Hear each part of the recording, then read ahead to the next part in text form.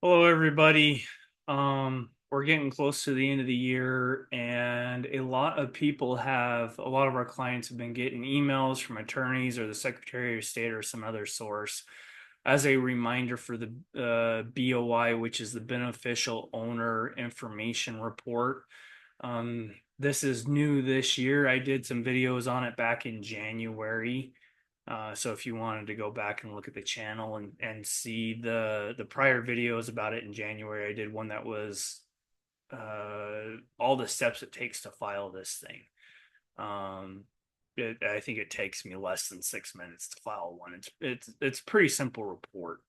But I just wanted to remind everybody that this needs to be filed. I'm not sure the exact limits. I know that if your business has was open prior to 2024, you have until December 31st to file your initial BOI report. Um, if you started a business in 2024 or later, I think you have 3 months to file your BOI report. Uh, what else about this thing? So this thing is becoming a pain. Um,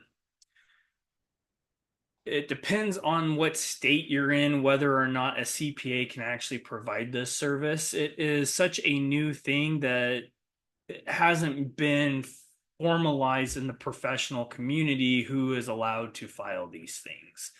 In my state, it is recommended that as a CPA, I don't file them. So one of my peers received an email from our state attorney general specifically stating that advising or filing a BOI report is indeed practicing law in the state of Idaho. That hasn't been officially stated yet, but that is pretty much concrete. It's all but concrete. So I am no longer providing BOI filings. It's I can tell you the risk, I can tell you, a few things about it, but I can't advise you if you need to file it and who the actual beneficial owners are. Um, the other thing is, everything that I do has to be covered by professional liability insurance. Uh, my insurance carrier won't cover me if I file BOI reports. I guess I could still, because like I said, it's not finalized that I can't do it. It's really not considered, hasn't been formally stated that it's practicing law. And so some of my peers in Idaho are saying that they'll file it for like $500 plus. And like I said, this thing takes 5-6 minutes to file. I think the hardest part about it was um, taking a picture of my driver's license on my cell phone, emailing it to myself, opening it up on my computer, and then uploading it as part of the BOI filing. So, like honestly, that's the hardest thing about it. Um, that might be a little bit more difficult for partnerships or where there's multiple owners because then you have to get the driver's licenses for all your partners to file this thing. But as a single member LLC, it takes less than 5 minutes. Some of the things about this. So, like I said, this is very new. So this is just as of 2024. So this is kind of a reminder video about it. Some of the things that you need to take into account. So if you don't file, um, and you're determined that you were required to, there is a $500 per day penalty that your failure to file. So this is like literally a case of probably where the punishment does not fit the crime. Like I would call that a cruel and unusual punishment, but that's what it is. That the BOI has been challenged in federal court and lost in one district. It was challenged, I think, in Alabama. I'm not sure what federal district that is. The plaintiff was the National Small Business Organization. And so anybody that was involved as that in part of that class action lawsuit is exempt. So that was like 165,000 small businesses are exempt from filing right now. But everyone else, if you weren't in that class action lawsuit, you're required to file. You're required to file it if you have an LLC or you are incorporated with your state Secretary of State. I think California calls it the Equalization Department. I'm not sure. I don't remember. But yeah, so if you have a state registered business, you need to file this thing. There are a few carve outs for a couple industries that you're exempt from filing. I found out recently that one of the exemptions is for accounting firms.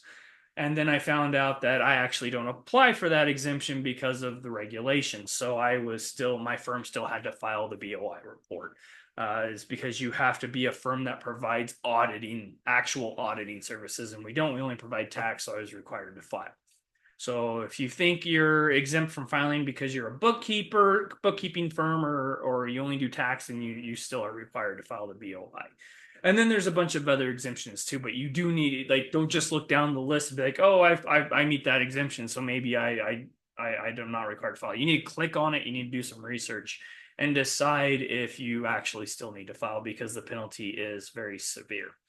Something else about it. So everything that goes on the BOI report, which is basically your business name, the owner's name and address and driver's license, or owners. So it could be plural, right? And I think it's if you own 20% or more, you're required to be listed on the report. If anything that is reported on that report changes, you have 30 days to file an updated report with FinCEN, the Financial Crimes Unit of the Treasury Department. If you don't file within 30 days of the changes, then again, it's a $500 per day penalty until you file. So that's kind of this is a great example of the federal government using an axe to try to solve a problem when they should have used a scalpel. But that it is what it is. We're all required to do it. History on this. This is the I forget the name of it. I gotta Google it real fast. Um,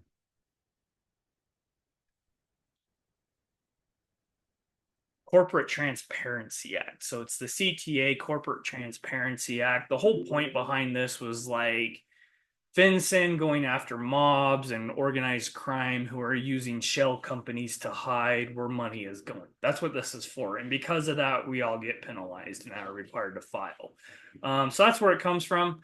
I guess it's going to end up in the Supreme Court eventually, because the ruling in whatever federal district court it was in being called unconstitutional. It's kind of hard to call this unconstitutional. I don't think that would win in the Supreme Court, merely because we're required to provide this information already at so many levels. You file it with the state for this.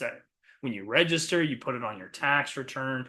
Like it's kind of funny that we're required to report the same information to so many agencies, but that's what it is. But I do recommend you get on and do this right away.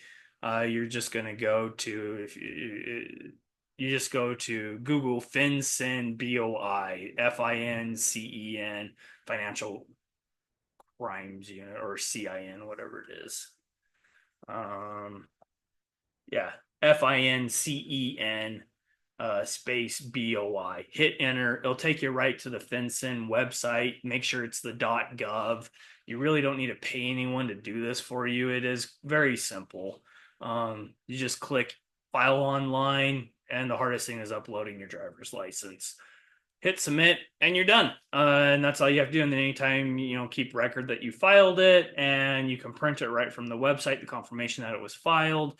You'll get an email saying it was filed. And then anytime the information changes, somebody moves, when your partner moves, you have a change in ownership, whatever, you just need to refile this thing.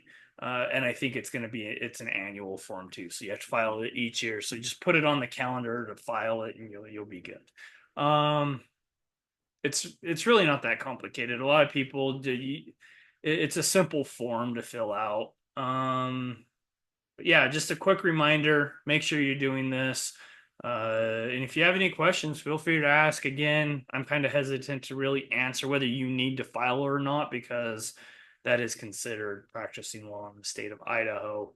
Uh, but I'll do the best I can to answer any of your questions. Uh, thank you. Have a good Thanksgiving.